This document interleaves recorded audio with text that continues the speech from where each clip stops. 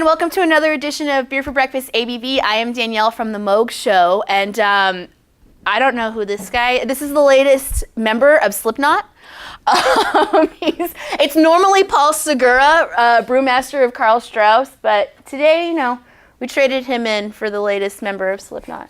No, we've got Black Plague Brewing in today. I have the head brewer, Eric, next to me, and I have El Presidente, sweeper, all-around guy, Jordan. It's going great. Fantastic. Welcome to... Good to have you guys on the show, man. Yes. Thank you. Welcome to Beer for Breakfast. We've been enjoying this nice hazy from... Yeah, so Hazy Scandal, what can you tell me about this?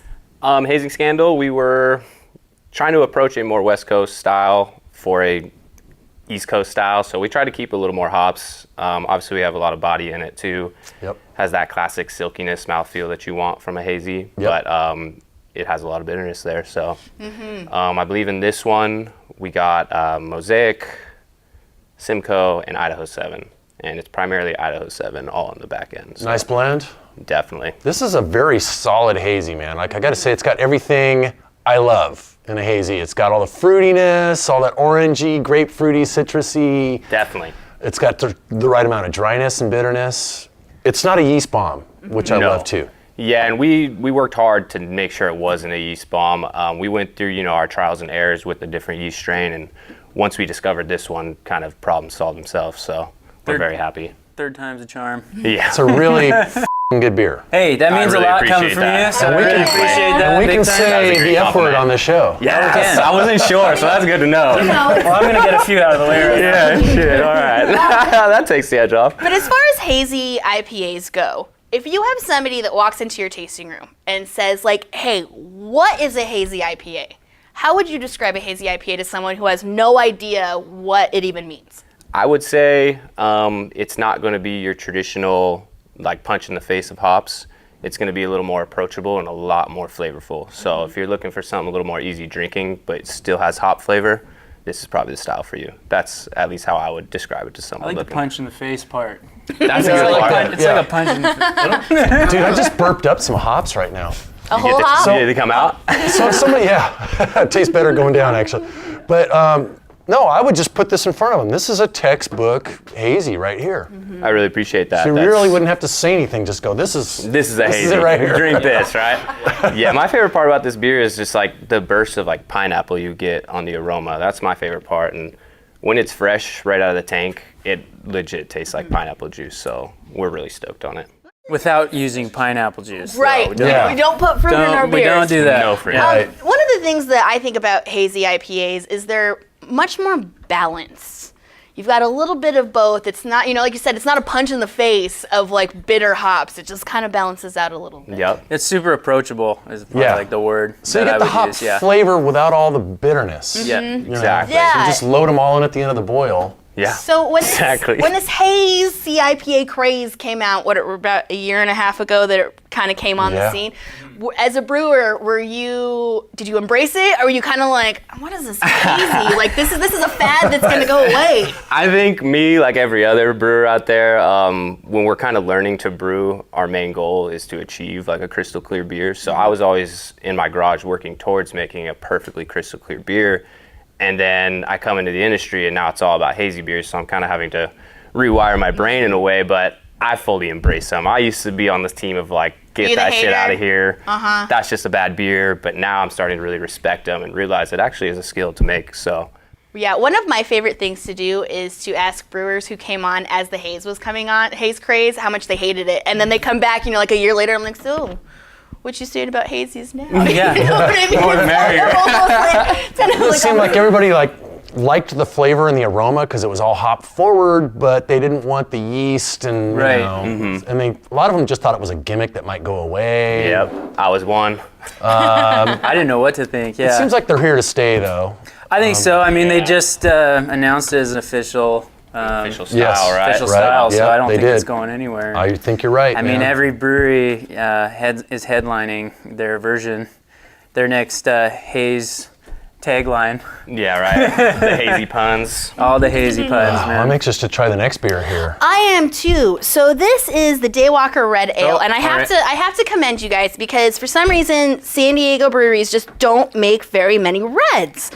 Why is this? Can anyone explain to me why it's not a popular style of beer? Gosh, I would say it was just like an old school style, and most of them aren't traditionally ramped up with hops, and it being in San Diego, if you don't really have hops, then it's a good chance people aren't going to necessarily want to I've got a different theory. I was gonna say, I want to hear Paul's. No, I think you hit the nail on the head with the old school thing, right? But anytime you use the caramel malts and the crystal malts and stuff, it makes the beer kind of sweet on the finish sometimes. And San Diegans like their beers dry as a bone and really hop forward. And that sweetness kind of interferes with the hoppiness You're sometimes. right. And that's why I chose to put this beer in between the two hoppy ones, because it's going to give you... Oh, it's so good though. It smells nutty. Reds are my favorite style. Me too. They're my Me absolute too. favorite, especially if I can find an imperial red or I get that nice hop along with a balanced malt. I love it, but it's such a hard style to find in San Diego. Yeah, well, actually, when we launched a year ago, one of our core beers was the Atramores, which means Black Death, and that was an imperial red ale. And but to your point, it's almost like red ale, you've lost half your customers right there, and then you put imperial, and it's like, whoa, there's like 6 people in North County that drink that stuff. Yeah, well, and I find them so infrequently. You know, I know Thorn has one, their Alpenglow Imperial Red. I know that Fall once upon a time had their Unicorn Stampede, their Imperial Red, but it's so difficult to find an Imperial Red. Yeah. I agree. And granted, this is just a red ale, but it's delicious. It's really good. We're really excited about it. My favorite style is red as well, so I've been pestering Jordan and the guys to allow us to make one, and they So finally this did one it. isn't really sweet. This one actually, it's not a sweet bomb. It's got a nice nuttiness and like a toastiness that's there too. Yeah, we worked pretty hard on this one. Me and Bill, this is another one he helped us on. We kind of battled back and forth. Billy Batten. Bill Batten. Good job, brother. Cheers to you, man. Appreciate you. But yeah, Spreading care your what they knowledge say all about over you, man. San Diego.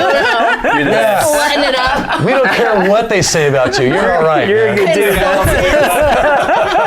Oh God, but yeah, he helped us develop this one, and I don't want to say him and I battled back and forth on malts we wanted to use, but he definitely pushed me towards a few different malts that he's had some experience with. So as a brewer, I have to ask, and this is for both of you. Uh-oh. Boxers, not briefs. Hey, that's a different question. Okay. That's a different podcast. Podcast for sure. I work in a tasting room. Okay. And sometimes I will blend beers. Okay. And so I could see this being delicious with, like maybe a double IPA. Like do like half and half. As a brewer, do you look at that as like blasphemy? Like I wanted this flavor profile, I don't want you blending? Yes. I was gonna try to be a little nicer about it, but yeah, no, yeah. I to already me, saw your face. when I yeah. see people like, can I get a little bit of that one, a little bit of this one? Yeah, it kind of rubs me the wrong way because I want you to experience the beer we made. But Yeah.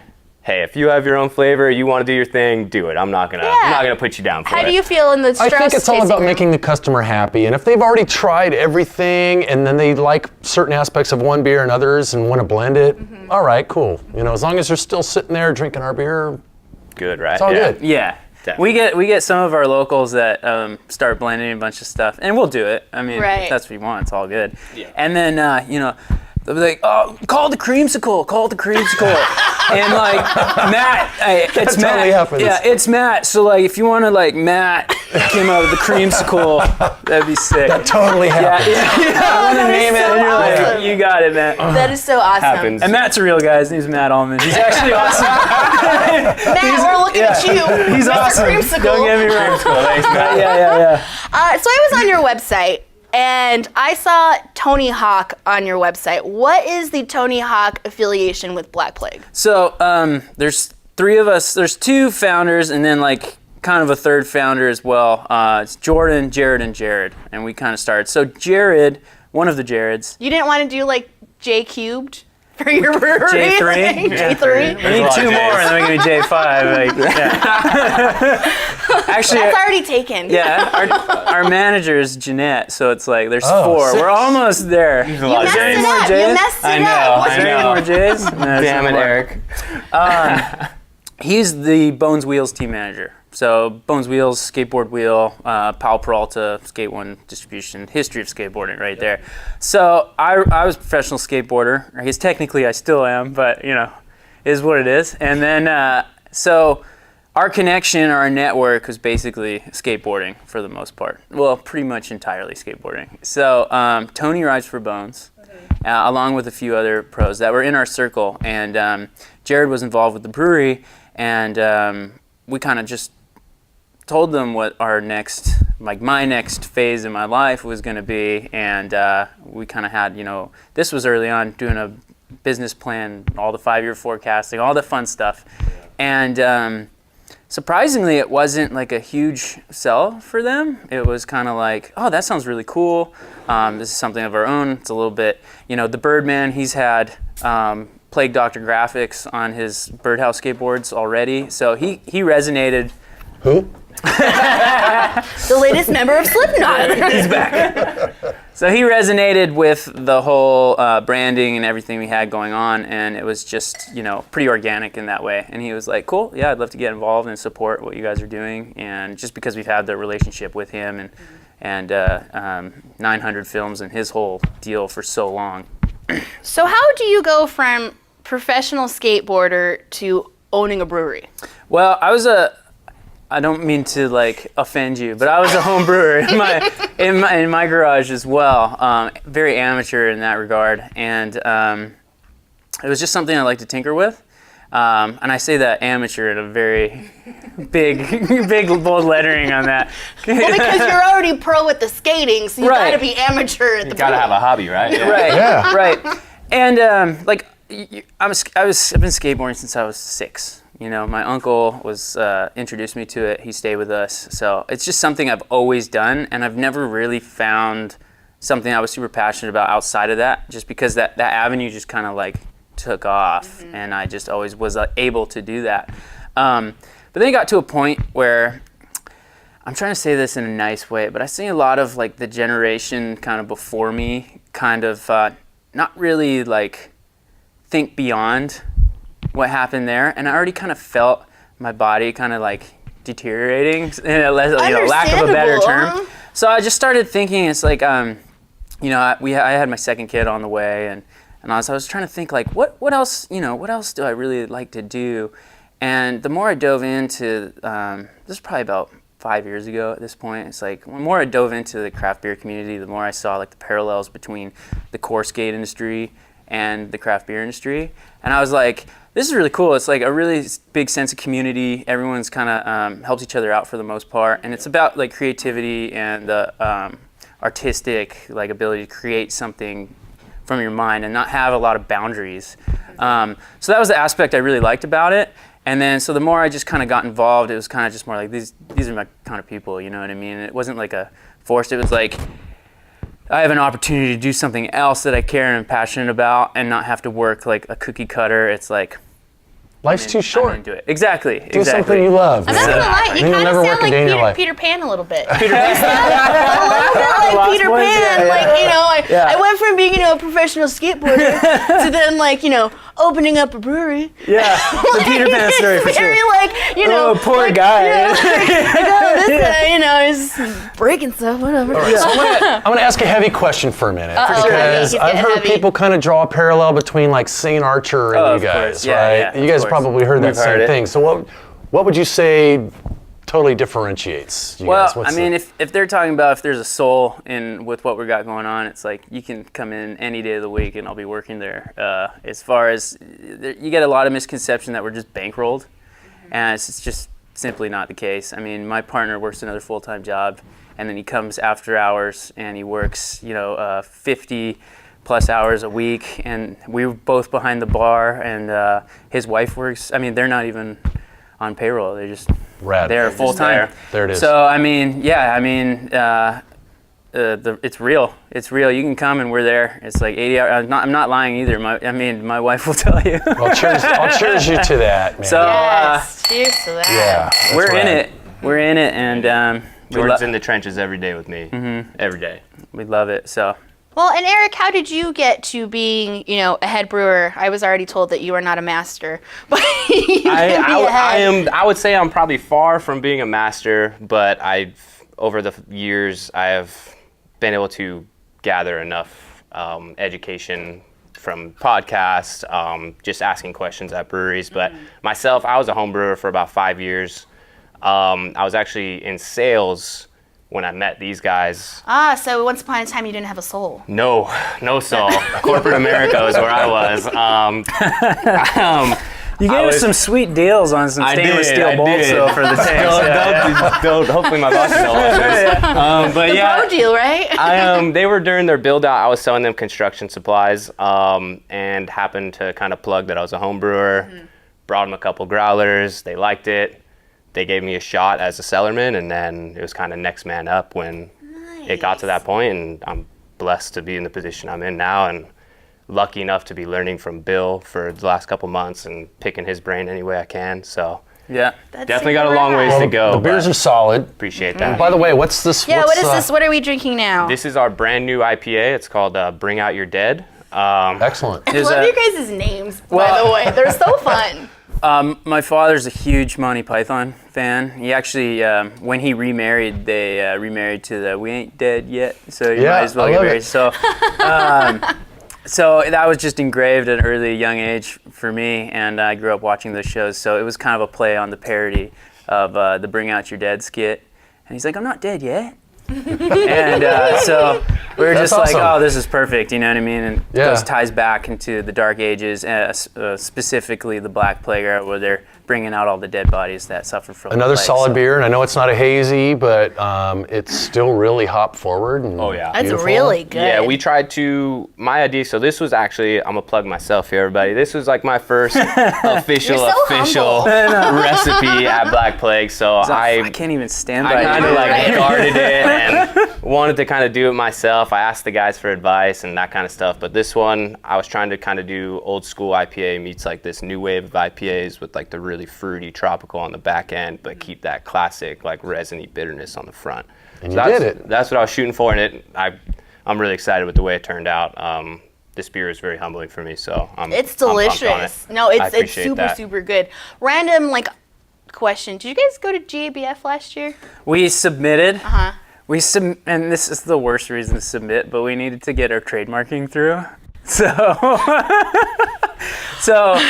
But we were so young, as like we didn't even think that far ahead, to be honest with you. So we were there, but not there. I'm pretty sure that we were on that same hungover flight Sunday morning, because I feel like I remember seeing you guys, a horrible flight out of Denver, flight of shame. early that Sunday morning. But I think that this is such a solid beer, and I mean, obviously, I'm no judge. This is the judge over here, but I would say that this would be a solid IPA I enjoy contender.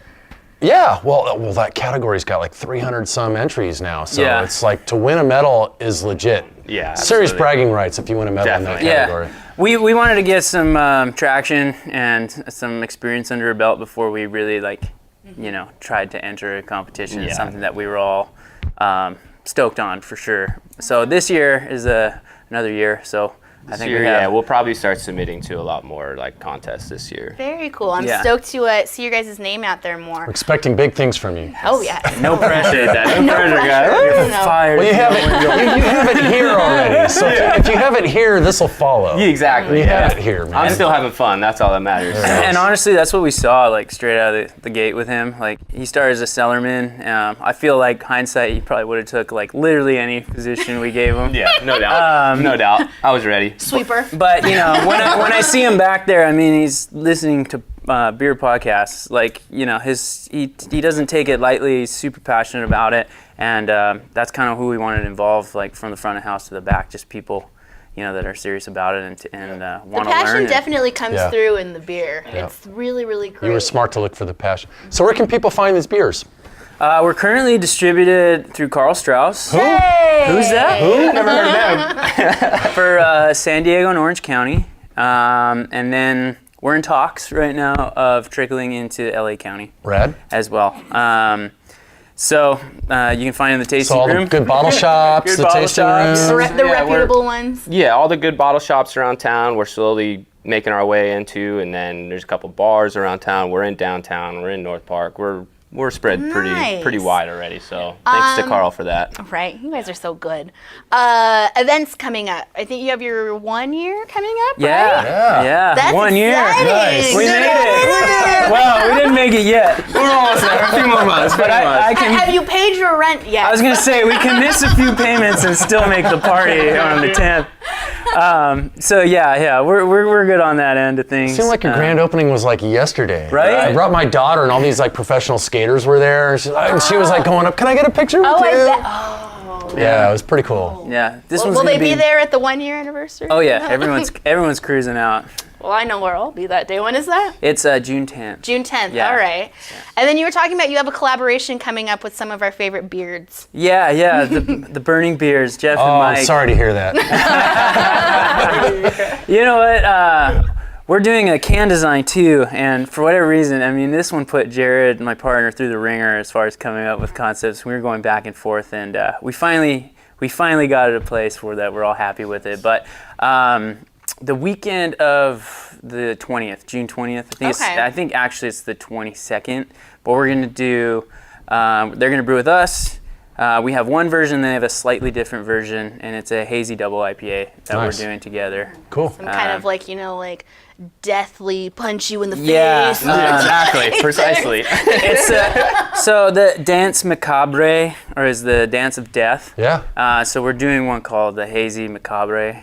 Excellent. That's And so awesome. yeah, and It it's sounds got, like Jeff too, doesn't it? Sounds Yeah. very Jeff-like. Yeah. Uh-huh. So I meant And Shannon will come and give you the kiss of death, and then you're sure. done. You're done. You're done. You're done. No, they're just great people. And I actually met him. I bought hops. I went on Lupulin, and I had to buy hops. I was Nice, gonna buy, yeah. and he was selling them. So I just went down, and it was an opportunity to meet face to face, and he gave me the tour, and we just really got along straight out of the gate, like super similar wavelength in that end. He's and a then, tough guy to get along with. Yeah. He's such a dick. Low key worst dude. Yeah. But I mean, I do draw some parallels, all joking aside, between it just seems like your guys' vibe, along with Burning Beard's vibe, and then just amazing beer to boot also. So I'm really looking forward It to goes that back to what you collaboration. said early about the vibe and people helping each other. So, you guys fit right in, man. Welcome to the community. Thank I you. appreciate it. I mean, we just get stuck in our zone that it's like we don't even know what the heck's going on. Yeah, outside of it, right? Yeah. Yeah, so that means a lot. I really appreciate that. Definitely. That's awesome. Very cool. Thank you guys so much for making time to come on course. Beer for Breakfast ABV. Eric, Jordan, Black Plague Brewing, up in Oceanside. I know sometimes us San Diegans are like, oh my gosh, I know. Oceanside. Might as well be LA, right? Yeah. But these beers are so worth the trip. So get up there. The newest member of Slipknot. What should we call you? We've got some kind of like Demented Paul, Demented Segura over here from Carl Psycho Segura. Strauss. Psycho Segura. Psycho There we Segura. go. There it is. Psycho Segura. Yeah. You Backup vocals, clearly. All right, so you can listen to Psycho Segura and myself with the Moog Show every Friday morning at 8:45 for our on-air version of Beer for Breakfast. And we're basically going to tell you what you should be drinking this weekend. You can also find previous episodes of Beer for Breakfast AB. I can't even I cannot concentrate. I on your cannot peripherals over here. concentrate with you. You can find previous episodes of Beer for Breakfast ABV at 91next.com. Oh my God, I have to go. Thank you so much. Cheers. Cheers. Cheers.